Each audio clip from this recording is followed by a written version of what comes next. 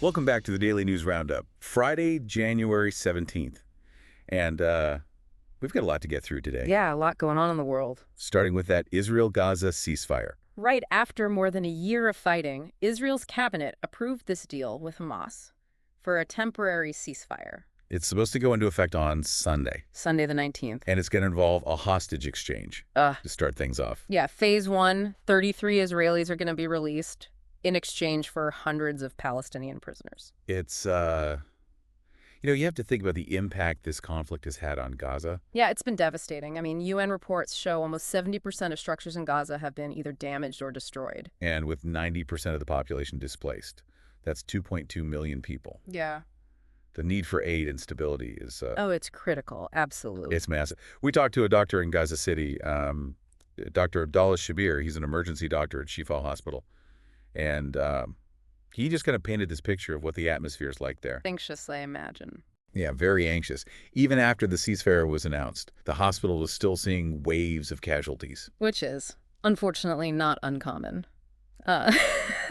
Sometimes it's miscommunication. Sometimes it's certain factions trying to take advantage, Get one last. Yeah, one last. Jab in there, yeah. Exactly. Dr. Shabir actually told us about one of his colleagues, a young doctor named Hala Abu Ahmed, who was killed after the ceasefire was announced. Tragic. It is. Really highlights how fragile the situation is. Absolutely. Now, there is relief. Yeah. But there's also that uncertainty. Will this thing hold? Right. The second phase of this thing is a full Israeli troop withdrawal and then aid delivery. That's going to be crucial to watch. For sure. All right, let's move on to something that's been brewing for a while now, a potential TikTok ban here in the U.S. Well, it's not so potential anymore. Right. The Supreme Court upheld that law, banning TikTok unless ByteDance, which is the Chinese parent company, sells it. By Sunday.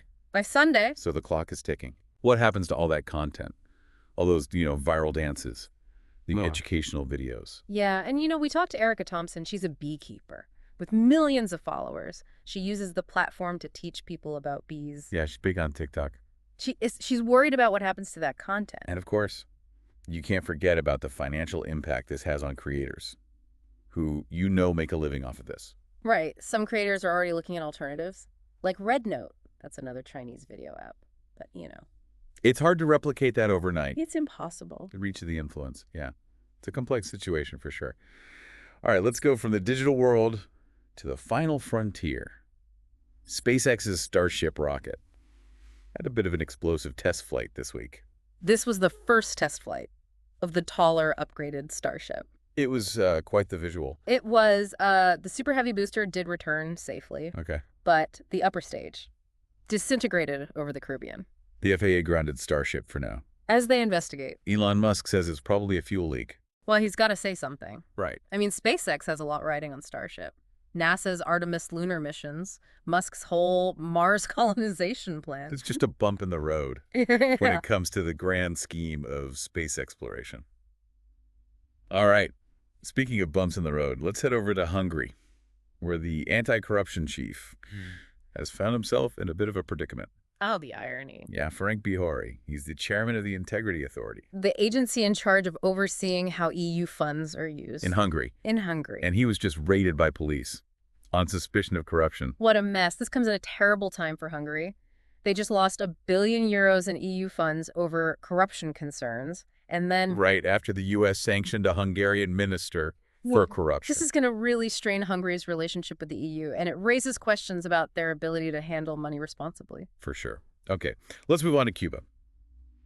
Jose Daniel Ferrer, prominent dissident and activist, was just released after more than 3 years in prison. This was part of a prisoner exchange deal with the U.S. brokered by the Catholic Church. The Biden administration removed Cuba from the list of state sponsors of terrorism in exchange. Which has already drawn criticism from Trump's team, who've hinted at reversing that decision. So U.S.-Cuba relations hang in the balance. Now from Cuba. Let's go to a story out of South Africa, where illegal miners were trapped underground for months. It's a horrific situation. They were trapped in this disused mine in Stilfontein and forced to endure just awful conditions. We spoke to Ms. Wandel McQuay. He's a former convict who volunteered to help with the rescue mission. Wow. Yeah. What do you have to say? He described the mine as a nightmare. The smell of decay, bodies everywhere. It's really grim. 87 miners died down there. A lot of them from starvation. There are reports that some even resorted to cannibalism to survive. Oh my God. This incident has sparked outrage and protests, with many blaming the government's crackdown on illegal mining for making a bad situation even worse. They blocked the mine entrance, which prevented food and water from getting in. It raises all sorts of questions about the dangers of illegal mining and the government's responsibility to protect lives. Absolutely. All right, let's go to something, well, a little bit lighter, I guess you could say, even though it's still pretty wild. Passenger in Germany took riding the rails to a whole new level. This guy missed his stop for a cigarette break and decided to cling to the outside of a high-speed train. Traveling at 175 miles per hour. 175 miles an hour. He didn't want to be separated from his luggage. Unbelievable. Amazingly, he was unharmed. The federal police, though, are urging people to, stick to the inside of the train. Good advice. Now back to a more serious topic, the war in Ukraine. It's dragging on, and that initial talk of victory is fading. Yeah, and we've got a report from Ukraine highlighting that, the growing fatigue, the realities of what's happening on the front lines. We hear from Serhiy Nezdilov. He's a soldier currently on trial for desertion. He's demanding a clear timeline for ending military service. His point is that they're soldiers, not slaves. And then there's Mikhailo, a drone unit commander. He's battling exhaustion and the constant threat of Russian drones on the Eastern Front. Yeah.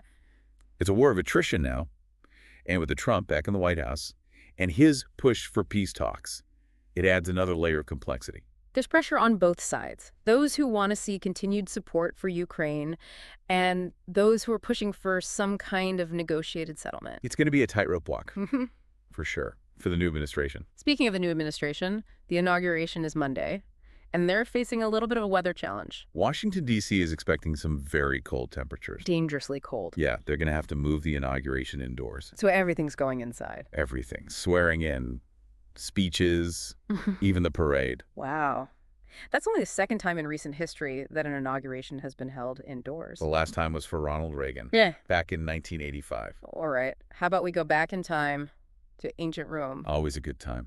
I love a good archaeological discovery. What have they dug up? A lavish private bathhouse in Pompeii, maybe the largest one ever found there. Ooh, I'm picturing marble columns, mosaics. You're not far off.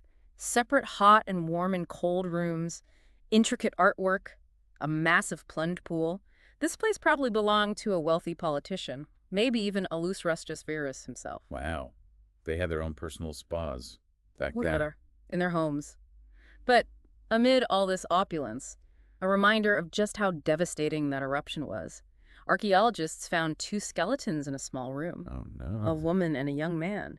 They probably thought they could wait out the eruption, but they were killed by a pyroclastic flow. It's chilling to think about. Yeah. Speaking of ancient civilizations, let's fast forward a few centuries, head over to India, and explore the legacy of the Chola dynasty. The Cholas were a major force in medieval India, known for innovation, temple building. And maritime dominance. I'm not super familiar with the Cholas, what made them stand out. Well, around the year 1000, Emperor Rajaraja Chola I built the Brihadishvara temple. It's colossal, made of granite, almost as tall as the pyramids of Egypt. Wow, ambitious builders. They were.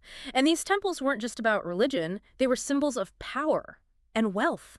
The Cholas were pioneers in trade and diplomacy, too. They controlled this huge network of ports and trade routes that stretched all the way to China. A medieval Indian trading empire. Amazing. It's incredible what we learn about on this show.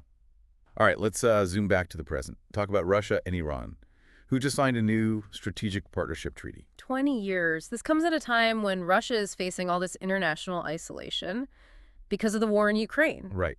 What does this new alliance mean?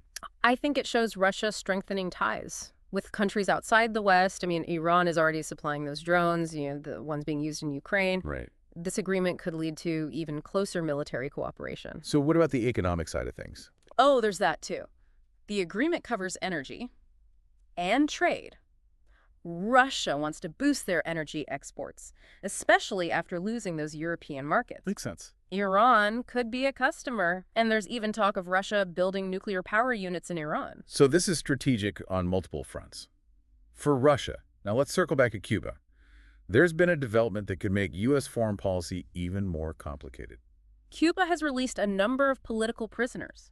including Jose Daniel Ferrer, that prominent dissident. Right. This was part of that deal where Cuba was taken off the list of state sponsors of terrorism.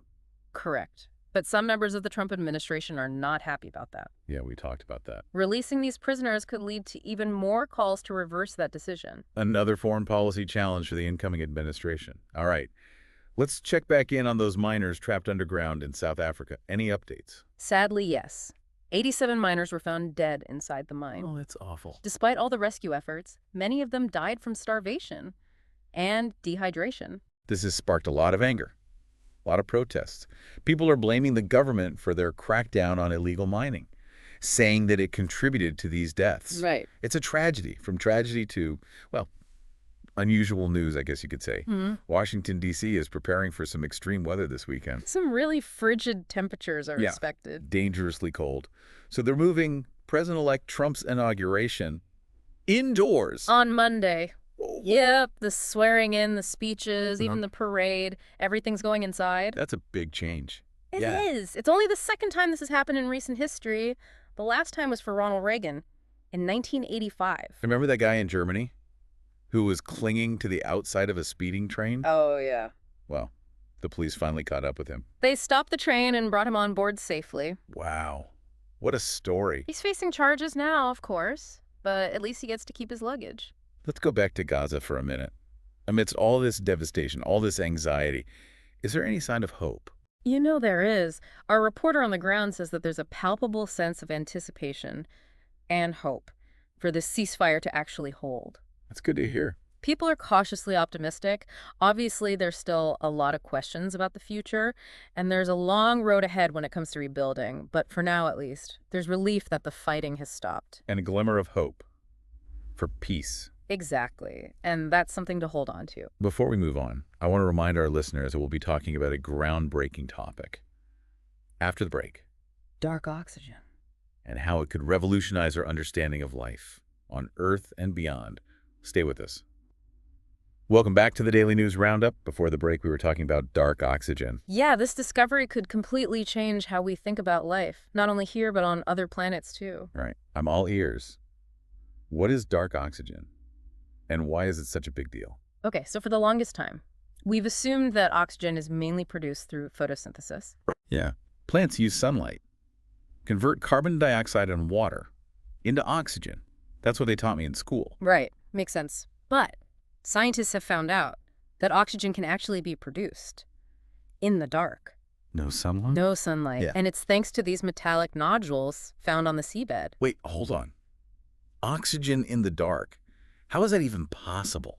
So it seems that these nodules can actually generate electric currents, which can then split those seawater molecules into hydrogen and oxygen. It's like a natural electrolysis process happening on the ocean floor. So you're telling me there are these little oxygen factories just down there in the depths, churning away in the dark. That's incredible. What does this mean? Like, what are the implications of this? It means that there could be oxygen-rich environments in places we never thought possible. Under the ice of Europa. Exactly. Huge for the search for extraterrestrial life. But there's another side to this, a more controversial one. I think I read something about deep sea mining.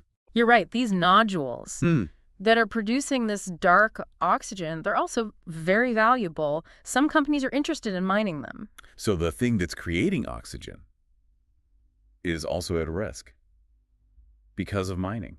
That's the dilemma. And environmentalists are worried about this. They're saying that mining these nodules could disrupt the ecosystem down there on the seafloor. So what's being done about this? Well, scientists are launching a mission to study these nodules, how they work, where else they might be found, and the environmental impact of actually mining them. Wow. That's amazing how something as fundamental as oxygen still has so many secrets. It makes you wonder what else is hiding down there in the deep sea. Right. It does make you think. And, you know, as we continue to explore the universe, who knows what else we'll find out there. Okay, so we've got a lot more to cover today, but first, let's go back to Cuba. There's been a new development there that could further complicate U.S. foreign policy. Cuba has released a number of political prisoners, including Jose Daniel Ferrer, you remember. Yeah, the prominent dissident. This was part of the deal to remove Cuba from the list of state sponsors of terrorism. Exactly. But, as we've discussed, not everyone in the Trump administration is happy about that. Yeah, releasing these prisoners.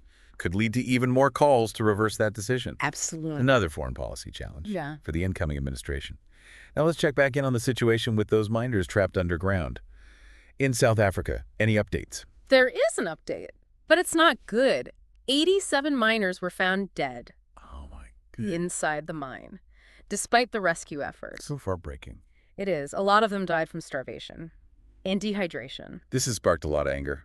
Protests, people blaming the government for their crackdown on illegal mining, saying that it made a bad situation even worse. They blocked the mine entrance, remember? Right, which prevented food and water from getting to those trapped inside. Exactly. It's a terrible tragedy. Okay, from tragedy to, well, this is kind of unusual news. Washington, D.C. is bracing for some really extreme weather this weekend. Yeah. Some really frigid temperatures are expected. Dangerously cold. They're going to have to move President-elect Trump's inauguration indoors. On Monday, everything, swearing-in speeches, even the parade, is moving inside. That's only the second time that an inauguration has been held indoors in recent history. Ronald Reagan, back in 1985, was the last one. Remember that guy in Germany who was hanging onto the outside of a speeding train? Oh, yeah, I remember that. Well, the police finally caught up with him. They stopped the train, brought him on board safely. What a story. He's facing some charges now, but at least he got to keep his luggage. Let's go back to Gaza just for a moment. You know, in the midst of all the devastation, all the anxiety, is there any sign of hope? You know, there is, our reporter on the ground there is saying, that there is this sense of anticipation and hope that this ceasefire will actually hold. That's really good to hear. People are cautiously optimistic, but there are still a lot of questions about what the future holds. And obviously it's going to take a long time to rebuild, but for now at least, the fighting has stopped. And there's a glimmer of hope for peace. A glimmer of hope. That's what we need to focus on. Yeah. Before we move on, though, I want to remind everyone that we'll be talking about a pretty groundbreaking topic after the break. Dark oxygen. And how this discovery could revolutionize our understanding of life on Earth and beyond. Stick with us. Welcome back to the Daily News Roundup. Before the break, we were talking about dark oxygen. Yeah, it's a discovery that could totally change how we think about life, here on Earth and on other planets. Okay, I'm listening. What is dark oxygen, and why is it such a big deal? So we've always thought that oxygen is mainly made through photosynthesis. Right. Plants use sunlight to turn carbon dioxide and water into oxygen. It's basic science. Yeah, that's what I learned. Makes sense. But a scientist recently discovered that oxygen can actually be produced without any sunlight. No sunlight. No sunlight, in the dark, thanks to these metallic nodules that are found on the seabed. Wait, hold on. Oxygen made in the dark? How does that even work? Well, it seems that these nodules generate these electric currents, and these currents can split seawater molecules into hydrogen and oxygen. So it's like a natural electrolysis process. Yeah, happening on the ocean floor. So you're telling me there are these little oxygen factories down there in the deep sea, just churning away in the dark. That's incredible. What are the implications of this? Well, it means that there could be oxygen-rich environments in places we never thought possible, like maybe even on other planets. Like under the ice on Europa? Exactly. This could be huge for the search for extraterrestrial life. But there's another side to this, a more controversial side. Yeah, I think I read something about deep sea mining. You're right. These nodules that are producing this dark oxygen, they also happen to be valuable resources. And some companies want to mine them. So the very thing that's creating this oxygen could be at risk because of mining. That's the problem. Environmentalists are worried that mining these nodules could disrupt the whole ecosystem down there on the seafloor. It's a tough situation. So what's being done to figure this all out? Well, scientists are launching a mission to study these nodules, to understand exactly how they work, where else they might be found, and what the environmental impact of mining them would be. It's amazing that something as fundamental as oxygen can still hold so many mysteries. This dark oxygen story really makes you think, what else is out there? What else haven't we discovered yet? It really does make you think. And as we continue to explore the universe, who knows what else is waiting to be found? That's all the time we have for today, folks. Thanks for tuning into the Daily News Roundup. We'll be back next week with more news and insights from around the world. Until then, stay curious